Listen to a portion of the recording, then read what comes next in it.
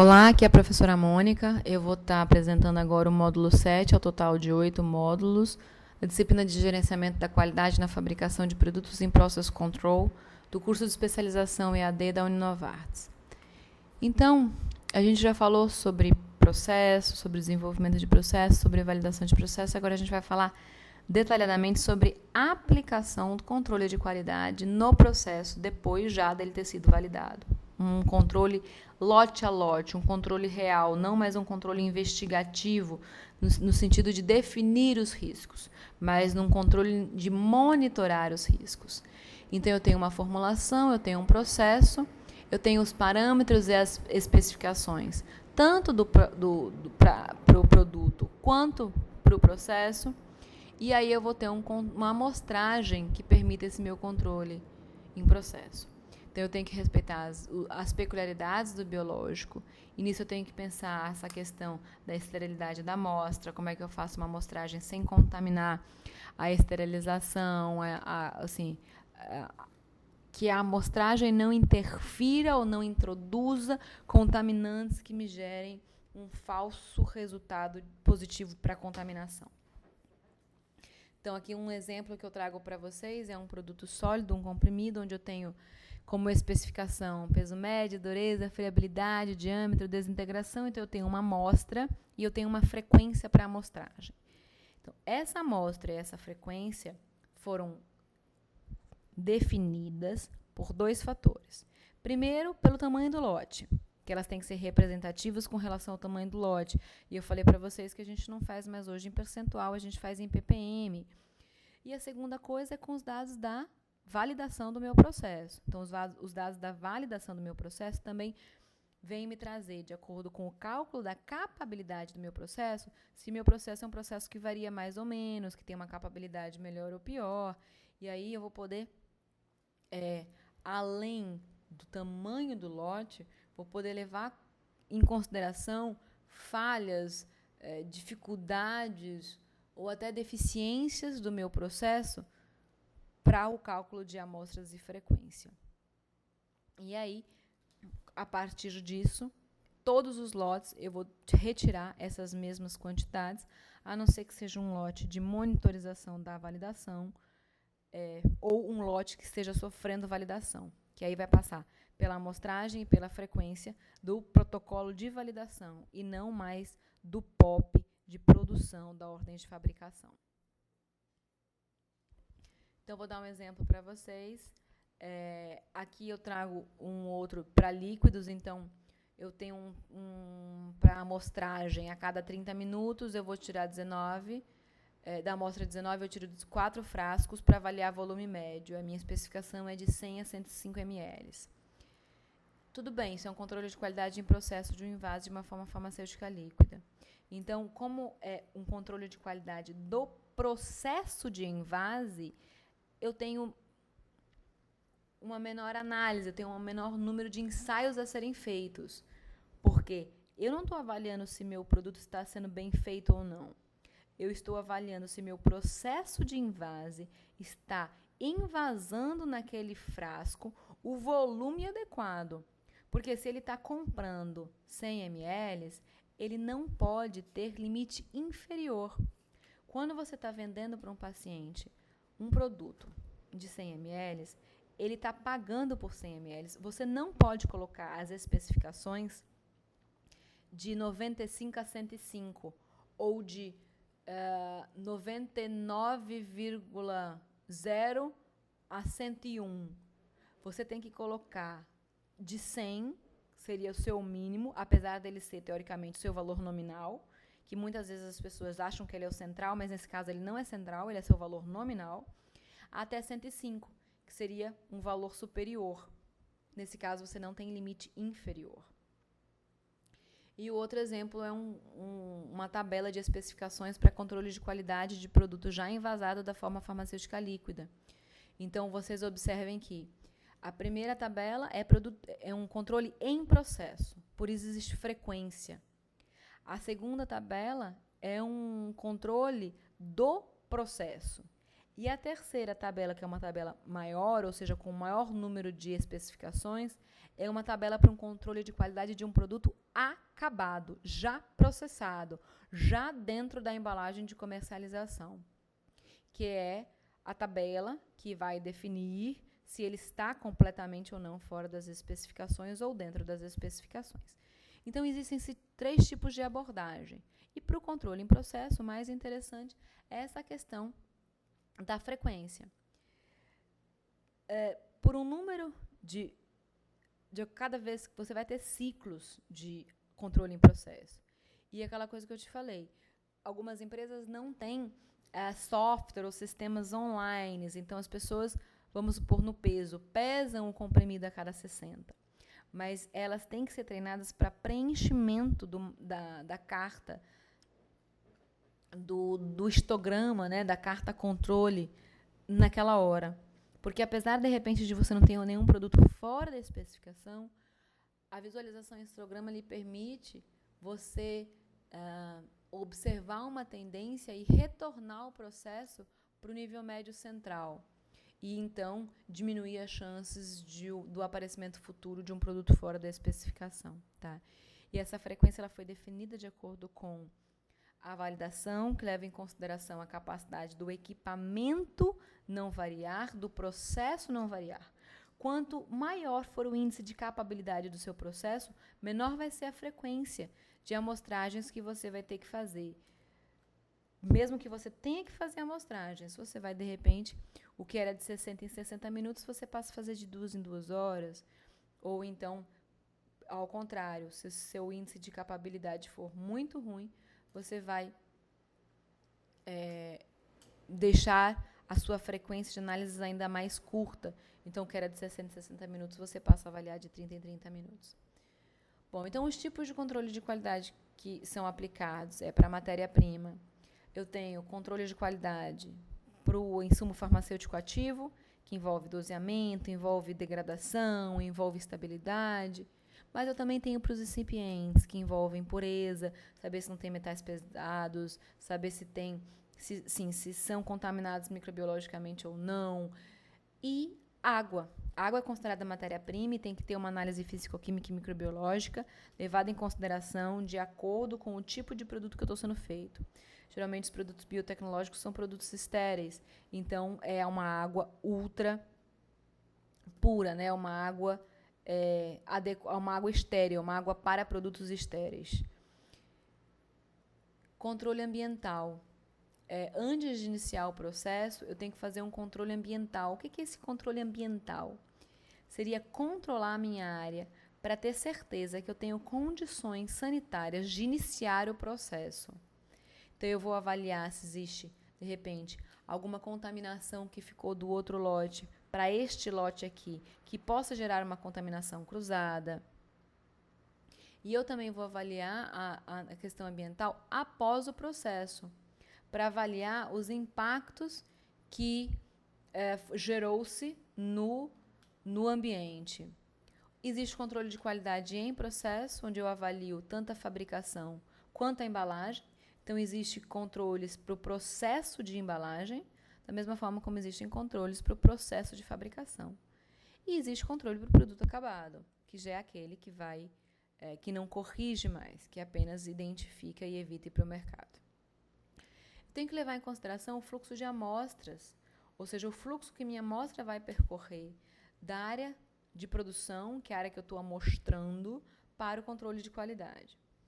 Dependendo da fábrica, dependendo do produto, o controle de qualidade cria dentro do setor de fabricação um laboratório de controle em processo, onde as amostras percorrem um período menor, um fluxo menor. E aí, muitas vezes, dependendo da política da empresa, o próprio pessoal da produção é treinado pelo pessoal do controle de qualidade, realiza o controle em processo. E existem outras empresas que optam por uma questão de menor conflito de interesse, que o pessoal do controle de qualidade, naqueles momentos, desçam para realizar os controles em processo para o pessoal da produção. E existem as empresas que não têm condições de colocar na área física equipamentos assim, para controle em processo e que sobem com as amostras para o controle de qualidade. E existem os dois casos, onde ela tem uma área física para os testes mais simples, como balança e etc., mas para os testes, mesmo em processo, um pouco mais complexos, ela envia a amostra para o controle de qualidade. Então, o processo tem que ser analisado com os dois resultados, os resultados feitos na fábrica e o resultado enviado para o controle. Eu preciso analisar a presença de monta-cargas, a presença de pass-throughs, como é que eu vou fazer, como é que foi feito essa amostragem e como é que ela está embalada, para que eu não tenha contaminação, para que eu não tenha degradação, para que eu não tenha alteração das condições daquele meu produto e eu acabe reprovando um produto que tinha qualidade, mas acabou se degradando no processo de transporte. Então, o controle de qualidade, depois da definição da carta controle, eu tenho que entender que existem dois tipos de carta controle que eu posso apontar. Um é pelas variáveis e outro é pelos atributos. Isso vai mudar? Vai, claro que vai mudar. Isso influencia muito também com relação à minha amostragem. Se eu estou controlando e amostrando aos atributos variáveis ou as variáveis ou os atributos. Quando eu analiso as cartas, existem várias regras para essa análise. Existe uma ISO, uma norma NBR, só para análise de cartas de controle, onde define a curva normal, os 6 sigmas, em 3 áreas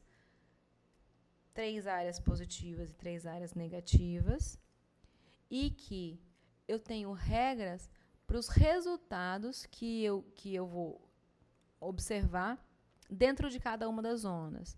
Então, eu não só faço o meu histograma, como eu também trago para a minha carta de controle o resultado experimental que eu tive.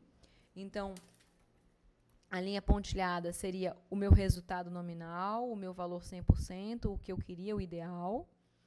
E aí eu vou ter os pontos variando para mais e para menos e o desenho do meu histograma se formando.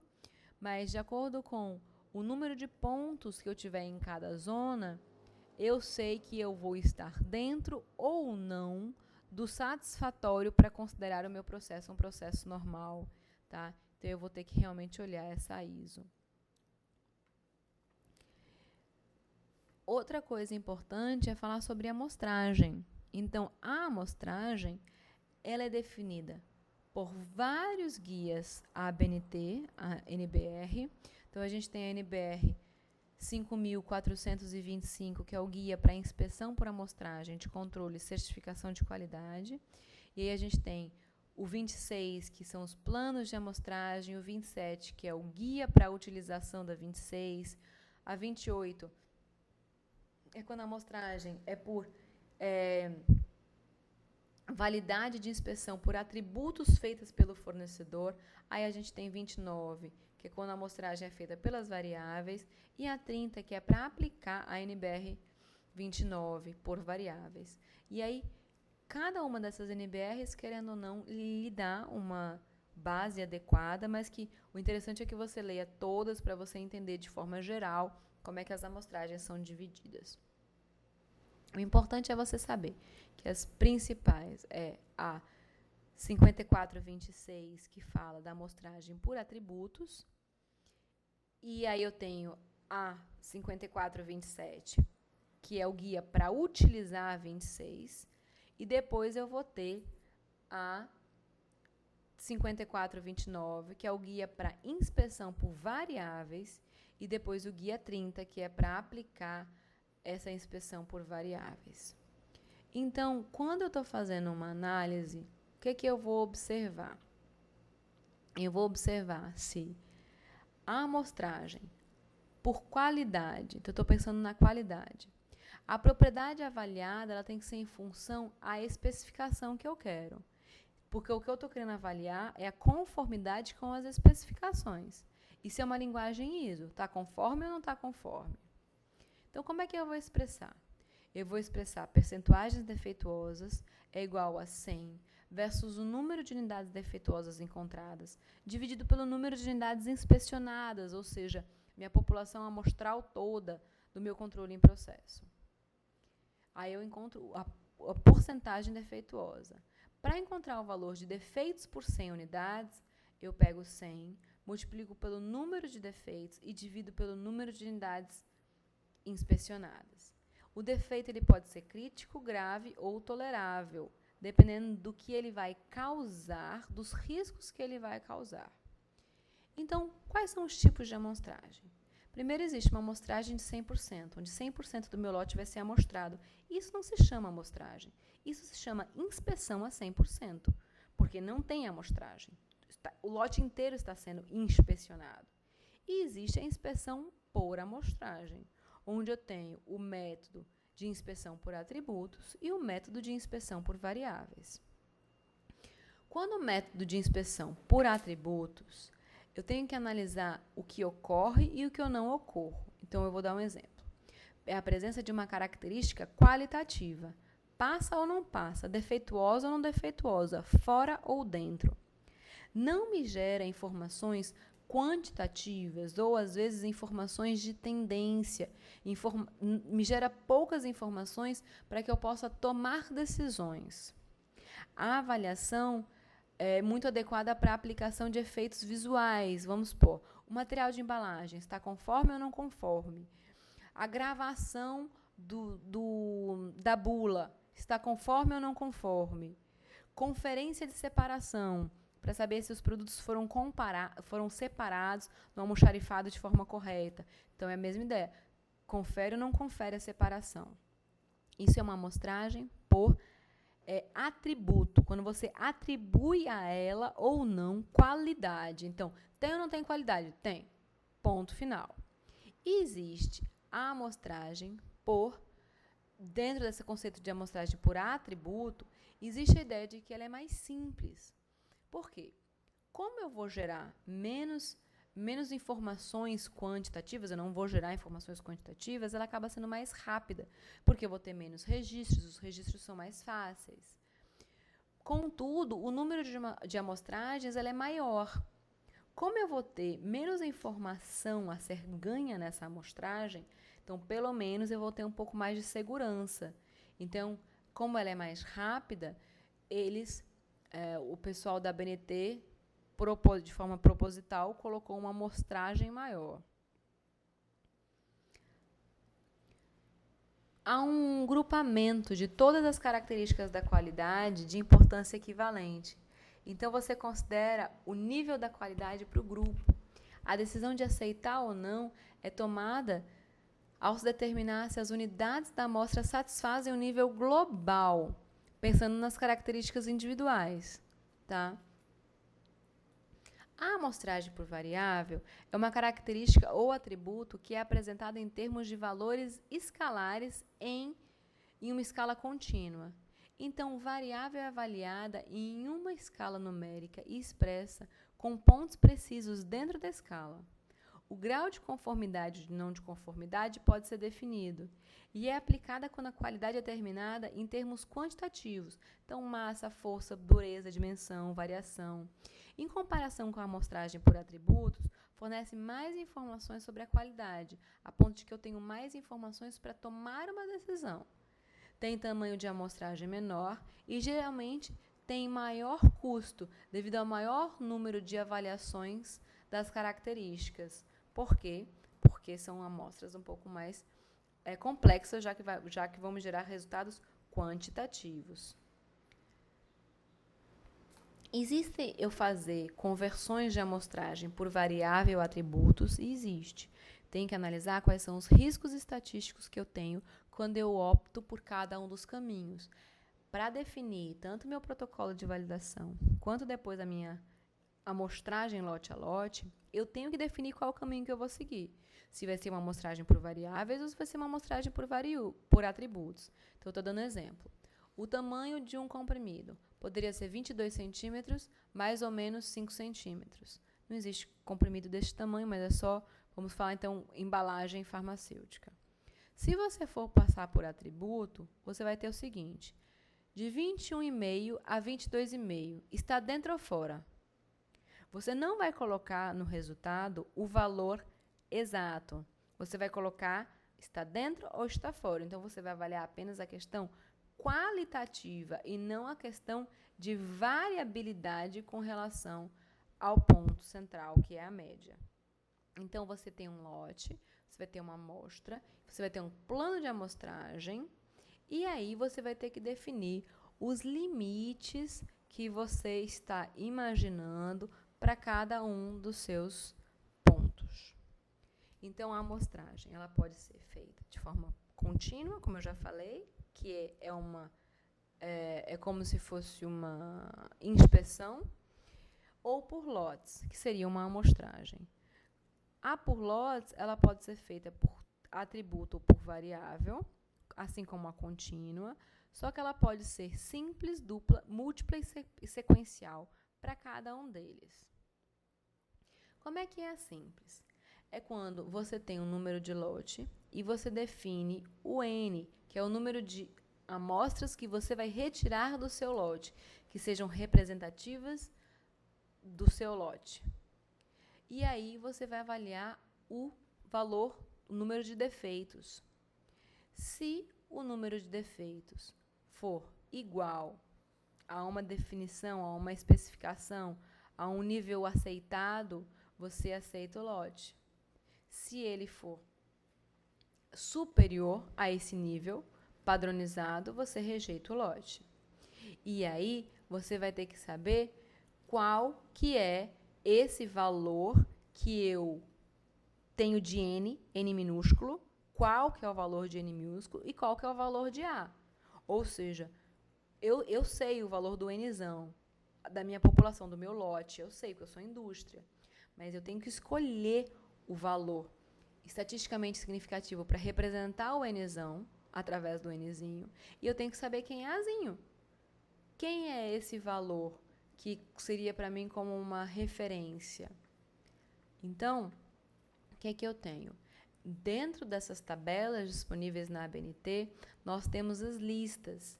E aí, através do tamanho do seu lote e do nível gerais de inspeções, você vai chegar às suas letras. E por meio das letras, você consegue definir exatamente qual é o número que você vai ter que ter de população amostral, que é o seu Nzinho, que nesse caso é 4, e quantas amostras você tem que ter para aprovar. Então, você precisa ter 3 amostras do total de uma população amostral de 4 aprovadas para seguir com o lote ou com a validação. E caso você não tenha 3, então você vai ter que diminuir o número de variabilidades do seu sistema para depois tentar uma nova amostragem e então tentar chegar a uma validação de processo ou um controle do processo. Existem amostragens duplas, onde a gente tem um primeiro N, que é um N que vai me gerar um valor, e esse valor ele vai me proporcionar, se ele for inferior a 2, ao meu N2, eu aceito de cara o lote.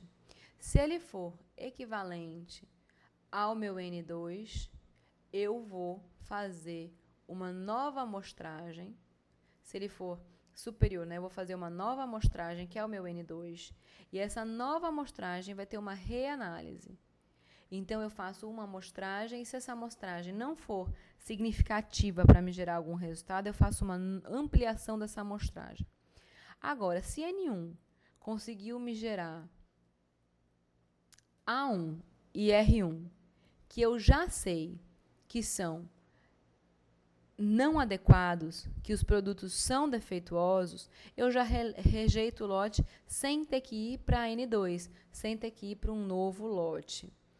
Então, aqui está mostrando como é que a ABNT propõe essa amostragem dupla.